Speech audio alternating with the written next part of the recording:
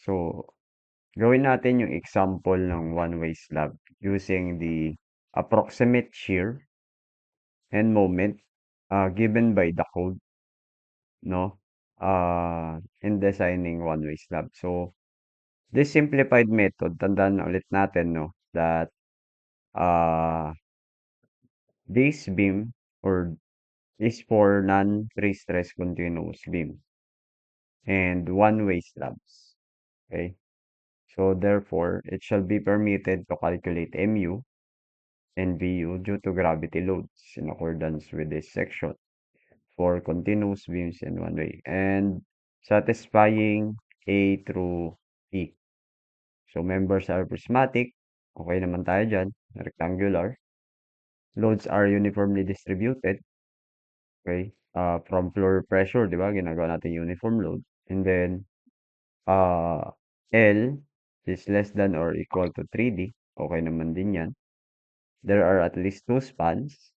Yeah. And the longer of two adjacent spans does not exceed the shorter by more than 20%. Okay. So, uh, these approximate tables, okay, are discussed previously do sa video natin. So, simulan natin paano to i-apply. Knowing that hindi rin naman din halos nabago yung ating steps on designing. Ang pinag-iba lang is yung paano tayo magko-compute ng moment. Okay?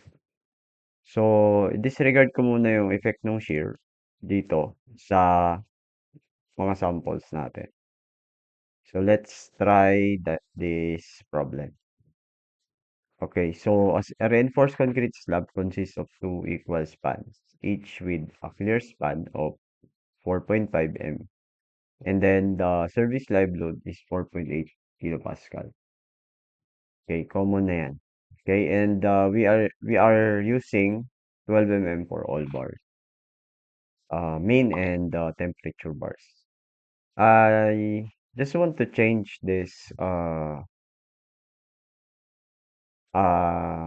dead load computation, no? Kasi kung dito, makikita nyo, unit weight of concrete is 23.5. So you are tasked to calculate the dead load of the slab, or should I say the weight, okay, dead weight of the slab. So for the sake of the ano pa, for the sake of the design actual ano po, no? So try ko na no, i-incorporate lahat ng dead weights na nakapatong sa slab or nakadikit sa slab. Yan natin ginagawa sa actual, no? So gamit tayo ng NSCP. Try natin gumamit ng NSCP 2015. Yan. Para sa minimum design requirement, i-incorporate natin sa solution. Okay? Dito tayo mag-solve. Ayan. So, following the steps pa rin, umpisahan natin to sa pag-define ng H. Ayan. Wait lang po ah. Ayan. Nakakairita lang yung notification. Ayan. Okay? So, H. So, siguro, sabi nga, try a desired thickness of slab and check if adequate. Pero otherwise, H min. So, magsimula na lang ako sa H min. Ano po? So, ang sabi, this is two equal spans, each with clear span. So, papasok kaya ito sa both end continuous or one end continuous? This is two spans. Okay? So, kung itong span A, ito yung tatawagin natin span A, and then span B. Either way, or either sa kanila, pwede naman. Kasi parehas naman sila ng length. So, doon na lang ako mag-concentrate sa span A with 4.5 meters clear distance. Okay, clear distance na siyang dati. So, dahil ito ay tinatawag nating one end continuous. Ayan, one end continuous. Okay? 1 and continuous, alam niyo na 'yan. Di magsimula ako sa Hmin, which is equal to L over 24. Okay? But the given for the problem is 415. Therefore, this is not a 420. So, mag-multiply tayo ng, ah, anong tawag dito? Ng factor, di ba? That is 0.4 plus Fy over 700. So, try natin, ano? Simulan natin sa 1. Ito, for the sake lang ng, ano, no? Following the step, pero pwede sa buong solution nyo kahit hindi naman tayo mag-numbering. So, this is L, and L over L over 24, 0.4 plus uh, Fy over 700. Okay? Tama ba? Yeah. 0.4 Fy over 700, L over 24. So, equals to, yeah, diretso na ako, that is 45 over 24, then 0.4 plus Fy 415 over 700. Yan. So, 186.16.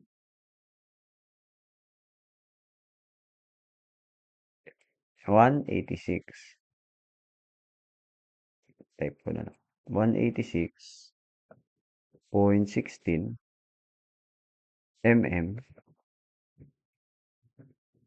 or sabihin na natin, or say, next 186, so 200, no? Mm. Yan. Next divisible by 5. So, may 200 tayong thick ng slab ang kapal, ano? So, 1 end continuous kasi siya. Yan. So, at saka, mahaba din yung length, yung span niya, 4.5 with the supports, no? From the support to support distance. So, let's proceed with number 2, effective depth. So, computein natin yung effective depth. Yan. So, ganun lang din, i-minus lang natin sa D yung, sa H pala, yung concrete cover, which is 20 ulit, minus, 12 over 2, 6. Yan.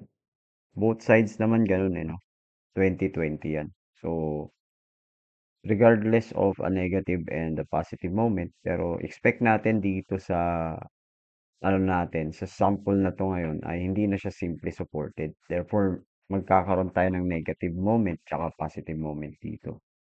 So, 200 minus 26. Yan, 174. Ready ready na tayo. So, dun na tayo sa 3, yung moment natin. Yan.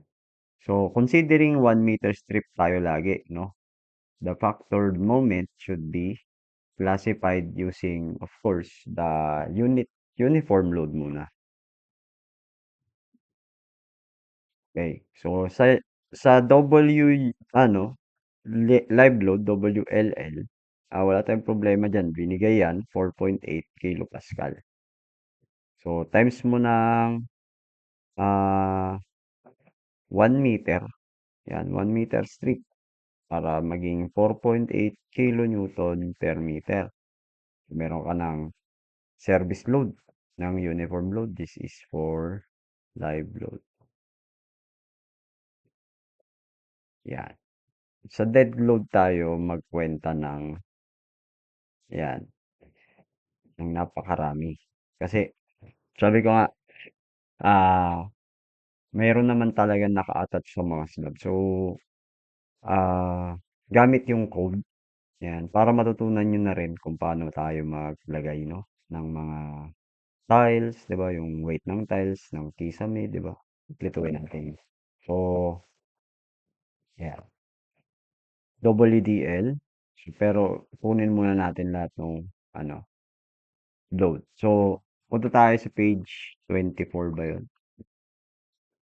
O 48. Parang something like that. Ah, pares mali. Okay. Kapay natin. Dito yun eh. Minimum design load. Oh, naubos na yung page. Wala pa rin. Nasa bandang... Yan, pa-forward na lang na video. Yan. Minimum design loads. Chapter 2. 55 pala.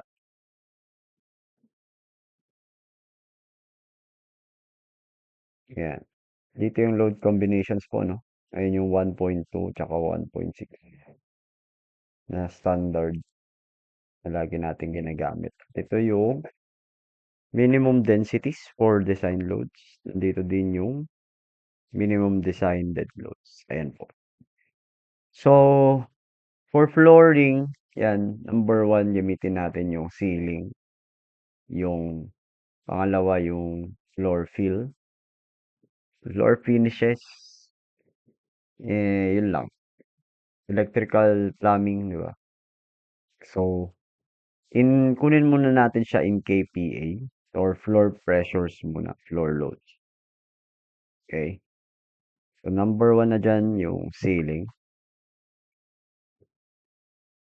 Sunod yung floor tiles. And, sunod yung, ah, ano pa ba? Floor tiles. Yan, electricals and plumbing. Electricals and plumbing utilities. Yan. Yan. So, ceiling. Siguro, gamit tayo ng, yan, ito na lang, gypsum board per mm thickness. So, madalas na ginagamit naman nating thickness is pwede na ang 8 mm, di ba?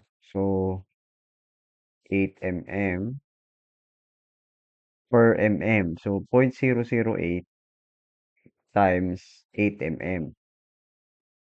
Or sabihin natin 12 pala, 12 mm. 12 mm gypsum board. We have 0.096. Ang load nito is in kilopascal. So, 0.096. 0.096 kilopascal. Sa floor tiles naman, yan, floor fill, yan, 23 kilopascal, cubic meter, no? Yung ating, kilonewton per cubic meter yung ating, flooring. Dito pala natin dagdag yung self-weight, concrete. So, that is 23.5 kilonewton per cubic meter. So, ito times ko ng 1 para maging kilopascal. So, yun.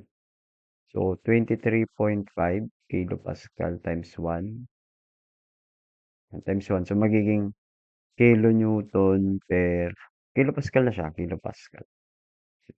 Kilopascal na siya. Tinimes na natin kasi ng 1. Yan, para mawala yung isang ah, M, no? Sa electrical rough-ins, pwede natin sigurong gamitin 0. Teka lang, search natin. Yan. So, sabi sa internet, ganun din, no, na almost nasa 2 PSF daw. So, katulad nito, parang 0.096. Sabihin na natin 0.1 kilopascal. Almost the same naman. So, meron na tayo niyan, no? And then, floor tiles. Floor finish. Gamit tayo ng tiles, ceramic. Yan. Ito tayo. Ceramic or quarry tile. Yan. Na may 25 mm mortar bed. we have 1.1 kilopascal. Okay?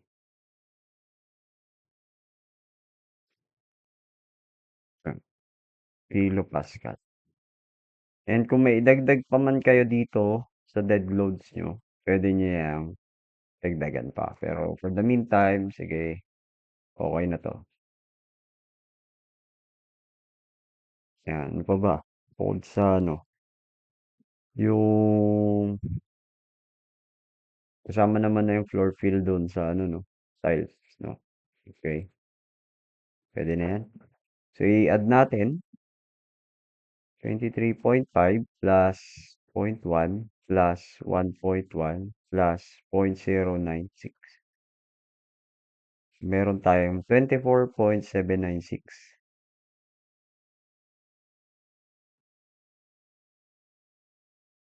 796 kilopascal tayo dyan, ha?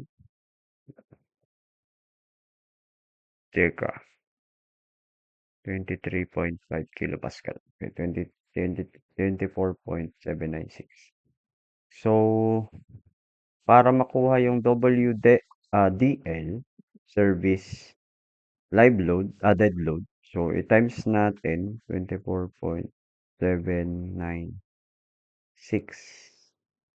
kilopascal. Oh, may mali ako dito, sorry. Dito, hindi dapat 1 yung ipanta-times natin dito.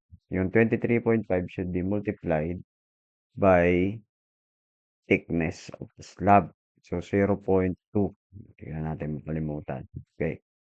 So, 23.5 kilonewton per cubic meter times 0.2. So, 4.7. 4.7. Ang laki-laki ka ako. So, equals 4.7. 0.2 yung height ng ano natin eh. 4.7 kilopascal. So, i-add natin lahat. 4.7 plus 0.1 plus 1.1 plus 0.096.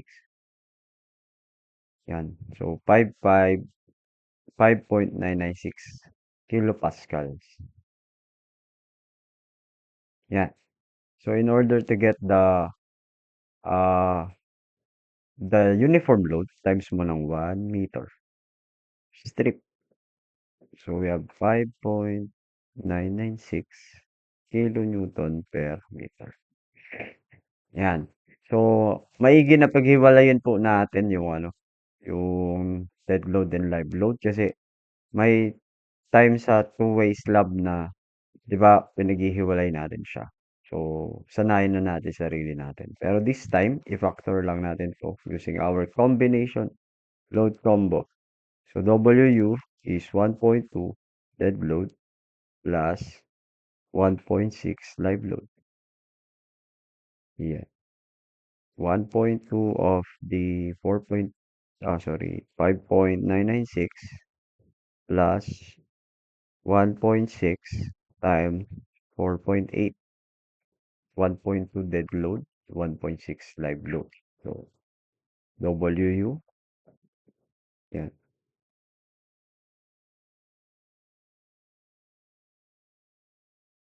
yan.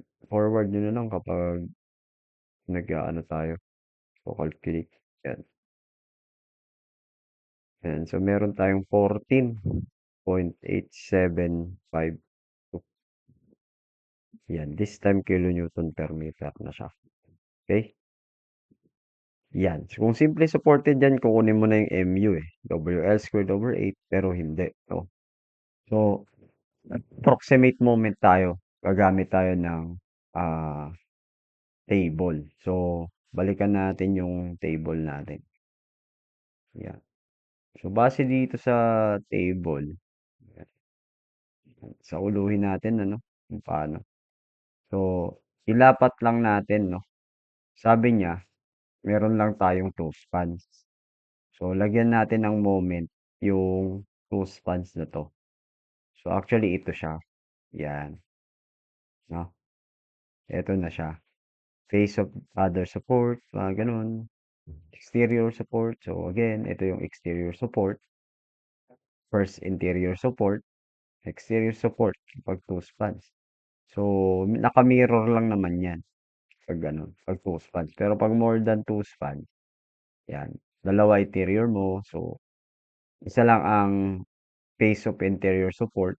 First, interior support, di ba? Kasi, ano siya, then the rest are phase of other support. Ganon. So, let's adapt this moment diagram sa two spans. So, again, we have positive moment and a negative moment sa fixed supported slab. So, ang kanyang orientation niya, sabi ko nga sa inyo, pag ganito, so may negative moment kang dalawa, both at the support, tapos isa sa gitna, positive moment. Ngayon, i-define natin yung positive moment, dalawa lang pagpipilian mo, end span tsaka interior spans lang. So, dito sa sa exterior support, nandyan yung sorry, positive moment nga pala. Yung dinedesign ba natin is nasa end span or parte siya ng interior span? So, ang sagot is nasa end span, di ba? End span siya. Hindi mo siya maklasify as interior span kasi two spans lang siya. So, ibig sabihin, end span siya, then dalawa na lang pagpipilian mo under end span. Parang ganun yan. Conditional.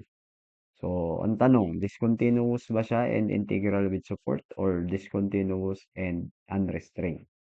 With support ba siya or wala? Ganun lang. So, sa problem natin, meron. May support siya. Ngayon, dalawa pagpipilian mo kapag may support siya. Okay? Sorry, isa lang pala. WLN squared over 14 lang pala. Iba pala yung may dalawang support. Yung negative pala yun. So, yun na. Kaya siya tinawag na WL squared over 14 dito. That this time, hindi siya i-divide sa 2 or average yung length kasi 2 spans lang to. Okay? So, sa ano na tayo dyan, satisfied na tayo dyan. And then, let's go with the negative moment. Dalawa yon. No? Unahin natin yung left side negative moment. So, left side negative moment, dito ka sa negative. Under negative, ano siya? Alin siya dito sa apat?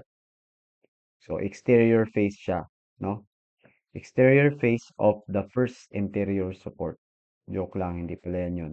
Interior face of exterior support pala. Sorry. Exterior support, then interior face. Okay? Interior face of the exterior support. Okay? Ayan. Nadjo-joke-joke lang na naman tayo dito eh. Pero ulitin ko ah. This is the interior face of the exterior support. Ito ang interior. Ito exterior face. Okay? So, tama lang na ito yun. Then, proceed ka sa condition. Ano siya? Built integrally with the supporting spandrel o built integrally with supporting column. Okay? So, obviously, lagi namang beam yan. No?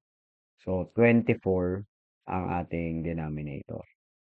Dalawa kasi yan, 24 or 16. So, 24, no? Yan. So, drawing na nga natin. Yan. Para, wala. Meron pala tayong drawing. Yan. So, drawing natin. Ito.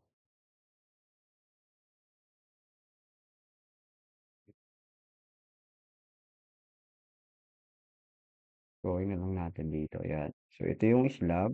Ito yung support. Span.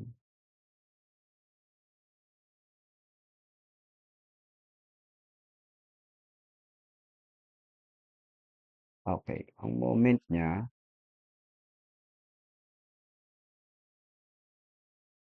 okay, pag ganun.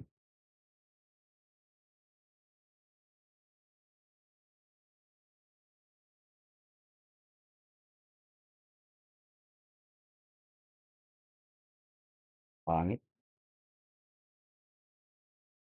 Pangit. okey na yan? Okey, so WL squared over 4. Okey, hindi ako ka-drawing ng square. Yan, puwede na siguro yung ganito, yan. Tas ito W, U, L squared over 24.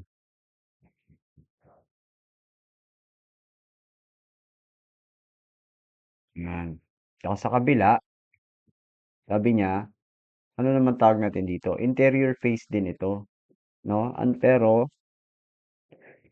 ah, first interior support siya, eh. 'Pag two spans kasi tinatawag natin 'tong first interior support. Kung may kasunod pa siyang mga interior support, yun na yung other support, other interior support. So, this is called the exterior face of the first interior support. So, two spans and then ito yung sagot, no? So, WL squared over 9. First interior support tapos exterior face. Ah, so, WU L squared over 9. So, dahil nasa pagitan siya ng dalawang span, itong support na to, it should be average. So, kung nagkataon kasi na yung problem natin is parehas namang 4.5, kaya pag in-average mo, ganun din. Pero pag 3 lang ito, dapat 4.5 plus 3 over 2. Okay? So, W U L squared over 9. So, negative pala to, no? Negative. So, ln ito ha. Ln. Yeah.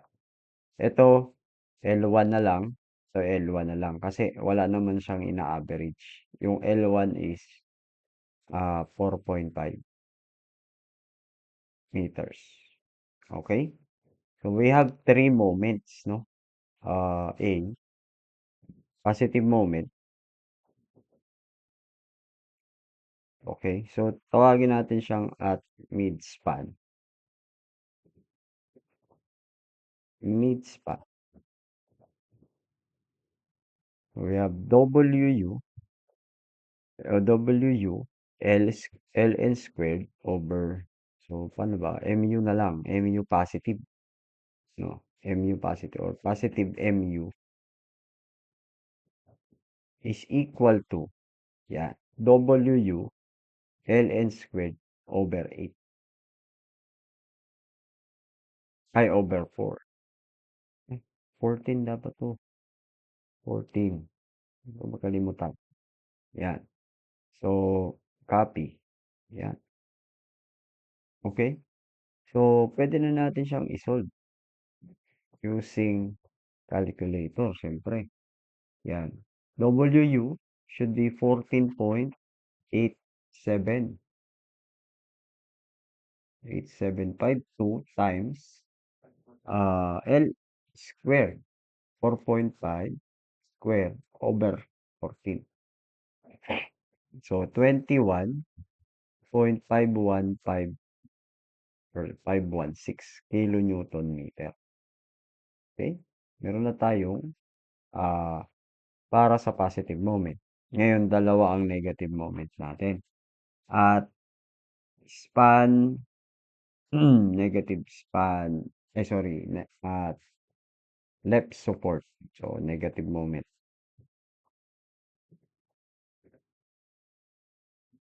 Yan. At support, at left support.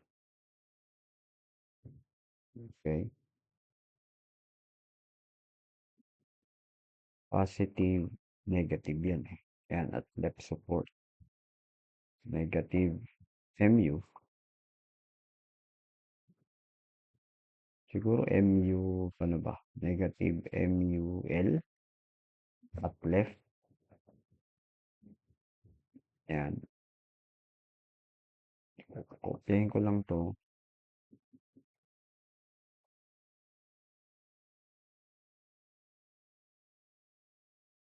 Yan. Pwede na siguro yan. Then, lagay natin yung sagot. Palitan ko lang 'to ng 24 eh. Ayan. So, we have 12.551 kilonewton meter. Liliit na lang ano. So, yung isa naman, negative naman sa right. So, C. Negative moment at right support. Yeah, kopya na lang natin 'to.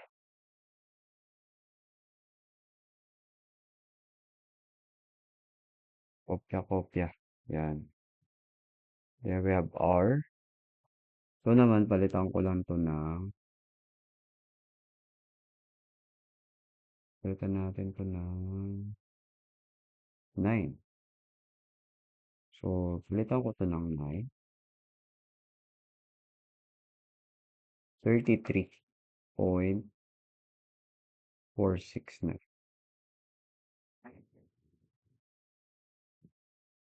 33 pala. 469. Negative. Ito negative din.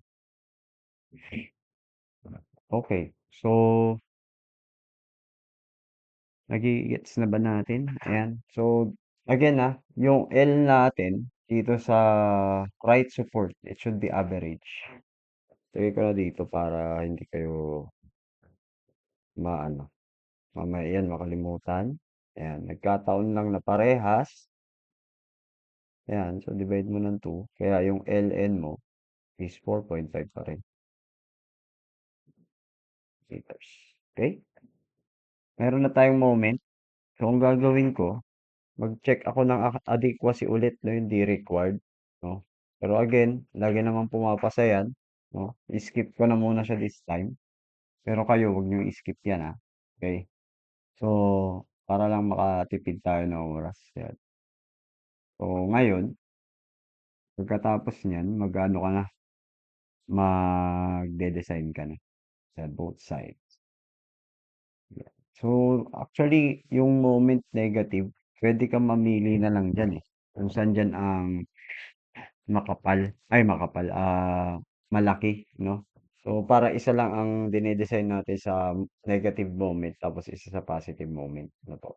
Pero kadalasan kasi din ang nag-go-govern talaga lagi diyan yung ano, mas nasa gitna, no? Ngayon, for the sake of the topic, no, dalawa muna i-design natin, isang positive, isang negative po. Yun. So, tapos na tayo diyan sa identifying the moment. So, punta tayo sa next step, which is, ah, yan, okay na rin tayo dito sa ano, no? Adequate naman yan lagi. No? So, dito tayo sa computation na ng AS. So, using these formulas.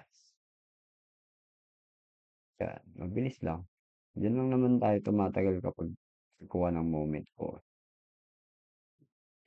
So, dun tayo sa at positive at mid-span. At mid-span, yan. So, our MU is equal to 21.5, saan ka na? 21.516 kilonewton meter. So, getting the Rn, yan, Rn is equal to, so Mu is 21.516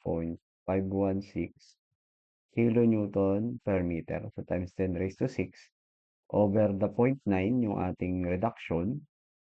0.9 assume as 0.9, then 1,000 as 1 meter strip, and then effective depth of 174 square.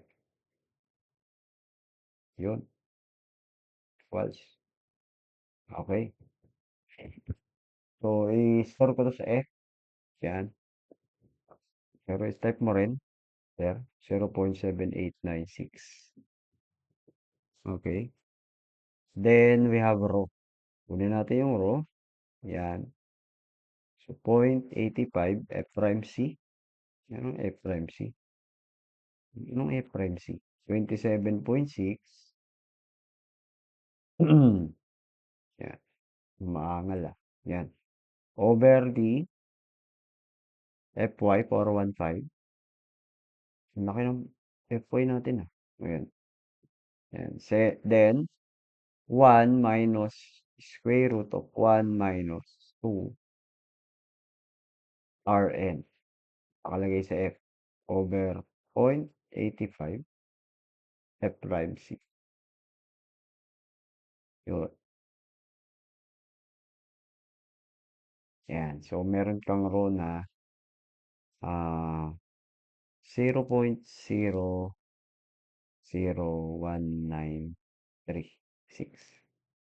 Diba? Yan siya. Yan. Yan po. So, actually, pwede mo na siyang ano, dati sa BIM, kino-compare na siya sa row minimum. So, diretso na natin sa AS. AS is equal to row BD. Yan, equal to rho BD. So, diretso ko na rin po.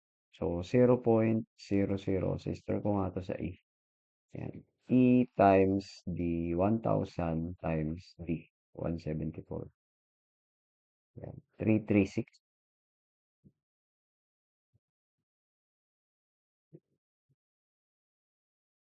Yan. 0.83. Parang ang liit, ano? Ibig sabihin, ang laki kasi ng FY eh. MM square. Yun. And then, ano natin siya, i-compare na sa AS mean, which is equal to 0.002 BH. Yan. Ang AH natin is 0.002 base 1,000 H200 400.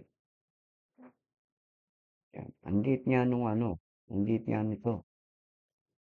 So AS is very small than the ano, so use AS min dito sigurado. Since AS is less than AS minimum, therefore use AS min. AS as 400 mm squared. Yan, malinaw to, no? Box natin. Yan. So, at mid-span yan, at mid-span. Okay? At mid-span. While at the support, yan, simulan natin sa support. We have a negative moment, yan, adaptable sa at support. Both supports na to iisa lang ang moment na ginamit natin. MU is equal to yung nag-govern which is 33.469. Yan, kilonewton meter.